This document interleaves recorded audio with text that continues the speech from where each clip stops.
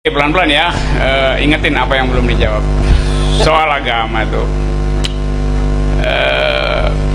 Selalu hal itu ditanyakan tuh, tapi dia udah menduga jawaban saya, karena itu dia udah atas itu.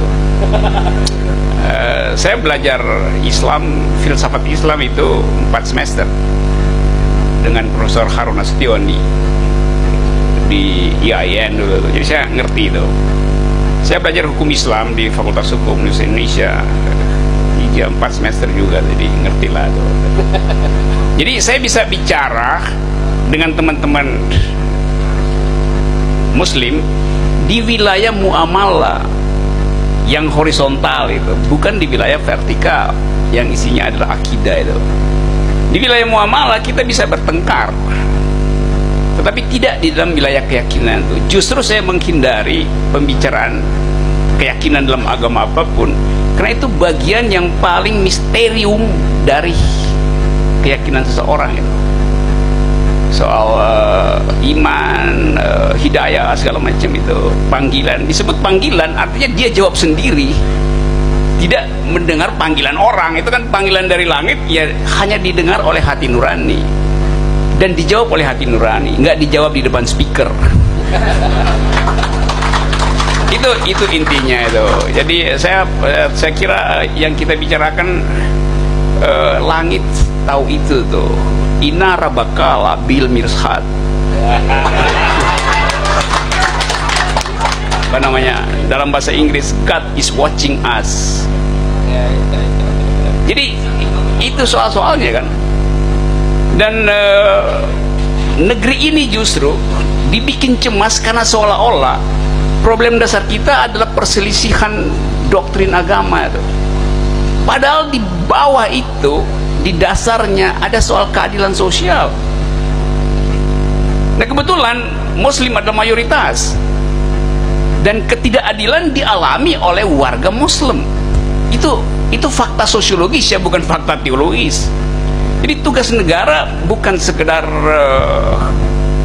memamerkan hasil-hasil, tapi memperlihatkan bahwa ada sesuatu yang nggak mungkin kita tinggalkan, yaitu jejak politik Muslim, jejak politik Islam di dalam sejarah konstitusi kita. Dasar negara kita pertama adalah Piagam Jakarta, yaitu kewajiban menjalankan syariat Islam bagi pemeluk-pemeluknya. Itu sila pertama awalnya begitu, lalu dihilangkan demi pluralisme. Oke. Tapi nggak mungkin itu kita tutupi, kita hilangkan. Jadi orang menganggap kan itu udah kita hapus. Memang, tapi dihapus secara teknis artinya memberi bekas lebih kuat. Kalau ini saya hapus, ini tag ngun, saya hapus ini membang ngun, jadi tinggal memban itu. Waktu saya hapus, orang bilang iya memang memban, tapi tanda goresan saya itu makin kuat. Jadi semakin dihapus, Anda ngomong tadi soal dekonstruksi bekerja begitu. Semakin dihapus dia semakin membekas gitu. Kalau misalnya ini udah hilang, kan udah hilang dibakar, iya, tapi di kuku saya tahu tuh bekasnya masih lengket di kuku saya karena saya hapus pakai kuku gitu. Assalamualaikum Pak Haji, selamat datang. Saya tuan rumah hari ini.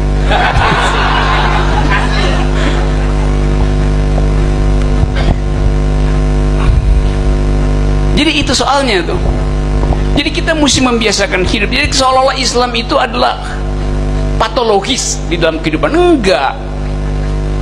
Sejarah itu nggak bisa dihapus, dan kita akan hidup bersama-sama dengan kondisi itu. Karena itu bagian dari sejarah kita. Itu yang saya bela tuh. Orang bilang saya bela 212. Enggak, saya nggak bela 212.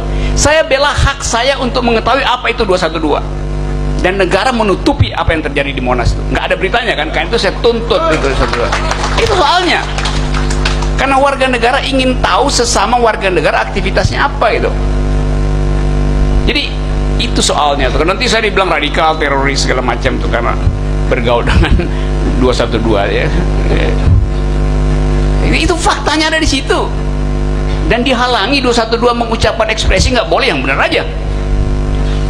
Tidak disediakan peralatan publik di mana seluruh Indonesia bisa menatap perjuangan demokrasi di Monas. Karena itu saya bilang dulu, Monas itu adalah monumen akal sehat. Monas, iya. Iya, itu. Karena itu soalnya ada Habib Rizik nggak bisa pulang-pulang. Saya nggak bilang Habib Rizik sebagai tokoh FPI, tapi sebagai warga negara yang punya paspor, yang tidak bisa diketahui lagi ngapain, apa masih walafiat atau lagi dibully oleh, kan karena negara nggak mau ambil alih proses itu. Jadi pembiaran negara pada warga negara itu yang saya tentang itu. Kan Habib Rizik jadi orang terlantar tuh. Nah, orang yang terlantar di negeri orang setiap saat potensial untuk dibully, dianiaya oleh orang lain tanpa perlindungan negara. Karena negara seolah-olah menolak. Gimana coba? Gak bisa dong. Apapun agamanya itu tugasnya. Apalagi Habib Rizik datang dengan problem yang dimanipulasi seolah-olah itu politis. Sesuatu yang personal dibikin politik, yang politik dibikin personal itu. Tanpa ada kejelasan mau diapain itu kan. Tapi sekarang saya nggak tahu. Saya bisa tahu dengan teman-teman yang pulang dari sana. Tapi negara resmi harus ucapkan perlindungan pada warga negaranya. Itu yang nggak dilakukan negara kan. Jadi saya salahkan negara tuh. Nanti Habib Rizik pulang terjadi revolusi. Gawat amat negara berpikir semacam itu. Artinya ada potensi revolusi di Indonesia kalau begitu. Apa dasarnya? Ya karena negara gagal menghasilkan keadilan sosial. Kan logikanya begitu kan. Jadi itu soalnya tuh. Jadi kecemasan itu tuh.